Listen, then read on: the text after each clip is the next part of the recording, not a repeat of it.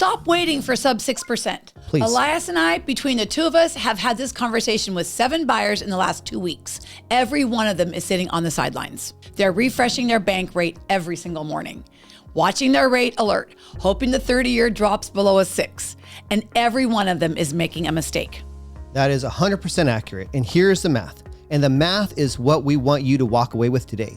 If you wait 12 months for a rate to drop a full percentage point, and that's a big if, but say it happens, the home you're looking at today is going to cost you somewhere between 4 and 7% more next year just from price appreciation in DFW. That entire rate savings, gone. And in the meantime, you've paid another $12,000 to $20,000 in rent to your landlord. There's a smarter move, and the buyers who win in this market are not the ones who wait for the perfect rate. They are the ones who use the current market against itself. The reason most buyers wait is they think the equation is simple. Rate goes down, my house gets cheaper. That is half of the equation. It's the half they pay attention to. The other half is what happens to home prices and competition when rates drop. Every time rates have moved down meaningfully in the last 15 years, buyer demand has surged. Multiple offer situations come back, sellers stop negotiating, builder concessions completely disappear, like they don't need anybody anymore.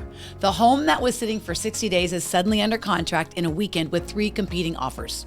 That's no exaggeration, and that's not theory. That's how this market behaves every single time. Beth and I just lived through this in our own market in Q1 of this year. Rates dipped, buyers came back, bidding wars came back, and everybody who'd been waiting got hammered. Half of them ended up paying $20,000 or more for the house they'd been looking at in December because they wanted to see what rates did. Well, I can tell you, they ticked back up in March, and that's the window we're in right now, and it's a window that opens and closes faster than people realize. Okay, so here's what the smart buyer is doing instead. Take a $450,000 home in Lewisville. The buyer puts 20% down. That's $90,000. The loan amount is $360,000. At today's average 30-year fixed rate of about 6.35%, the principal and interest payment is around $2,237 a month, not counting taxes and insurance, just P&I. So here's the smart play, y'all. The smart buyer goes to that seller and says, I'm going to pay your asking price, but I want you to credit me $10,000 to $12,000 at closing towards an interest rate buy down. That $10,000 to $12,000 does what's called a 2-1 buy down. Year 1, the buyer's rate is roughly 4.35%. Year 2, roughly 5.35%. And year 3 and onward, the rate is a note rate, 6.35. Year 1 payment, roughly $1,793 a month. That's $444 a month less than the buyer would have paid at the note rate. Year 2 payment, roughly $2,012 a month, $225 less. Total savings just in 2 years, about $8,000 saved on the payment, paid for entirely by the seller's concessions. The buyer keeps the home, builds equity from day one, and locks in today's price. So now compare that to the buyer who waits 18 months. Okay, rate drops to 5.5% maybe. Sounds like a win, right? Well, here's what actually happens. The same $450,000 home in Lewisville appreciates at the DFW historical average of about 5% over those 18 months. So now it's worth $472,500. That's $22,500 more. The buyer still puts 20% down. Their loan amount is now $378,000. At the new 5.5% rate, their P&I is about $2,148 a month, okay? So the buyer who waited 18 months is paying $2,148 a month at a 5.5% rate. The buyer who bought today with the seller-funded buy-down is paying $1,793 a month in year 1.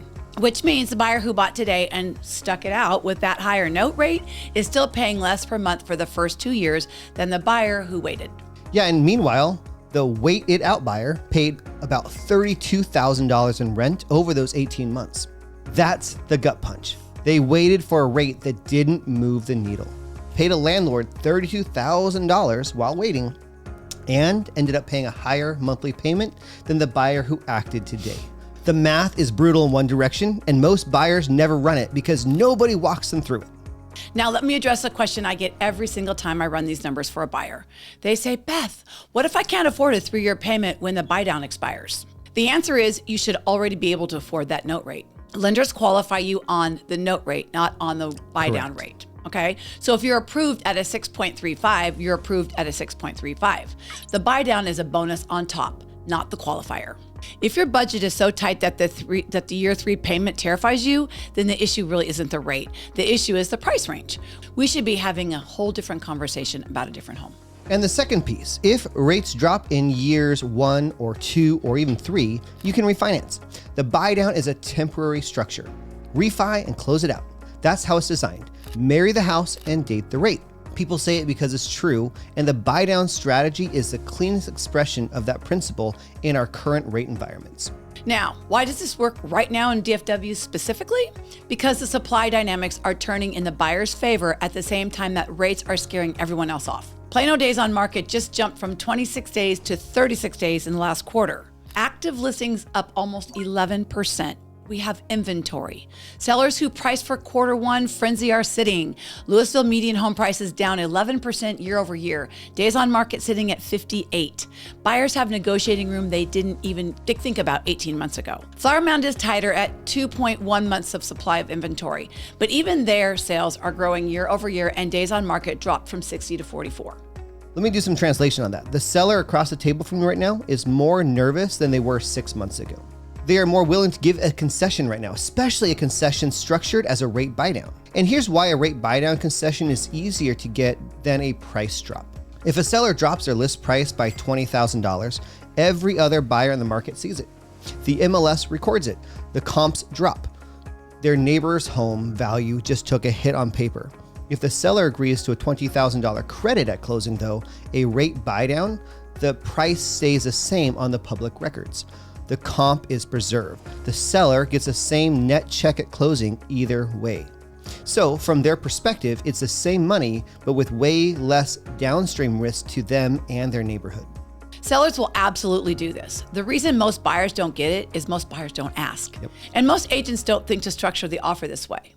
The way you ask, and this is the part that's important, you don't ask in a casual negotiation. You write it into the offer up front.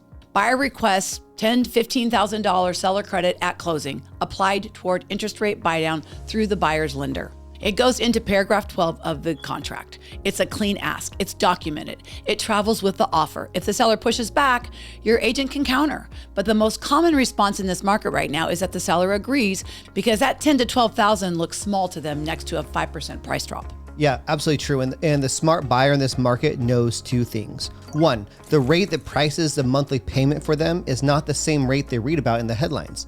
It's the rate that they negotiate. And right now in DFW, that rate is fully negotiable in writing on day 1 of the offer. 2, the buyer and the agent who control the negotiation is the buyer who walks in with the math already done, not the buyer who shows up hoping for a deal. The seller across the table is also reading the headlines. They know what their market looks like. They know the buyer who has the math is the buyer they're not going to lose. Most agents don't run this math because most agents are trained to sell, not to advise. That's right. There's a difference. We are trying to be the second one. The buyers who win in this market are the ones who walked in prepared, structured the offer correctly, and got the seller to fund the buydown. And why did that happen? Because they asked clearly and on day 1. That's right. That's not magic. That's just how understanding the offer mechanics actually work in 2026. So if you're sitting on the sidelines, you're waiting for a sub-6 interest rate, message us, book a 15-minute call. No sales pressure at all. No, let's tour homes. Just the math. We'll take your actual numbers, the home that you've been looking at, your down payment, your timeline, and we'll run it with 2 scenarios side by side. Buy now with a structured concession, wait 12 to 18 months and see what the market does. You will have all the numbers right in front of you. Just make the call. The link is in the description. Comments are open. We will see you in the next one.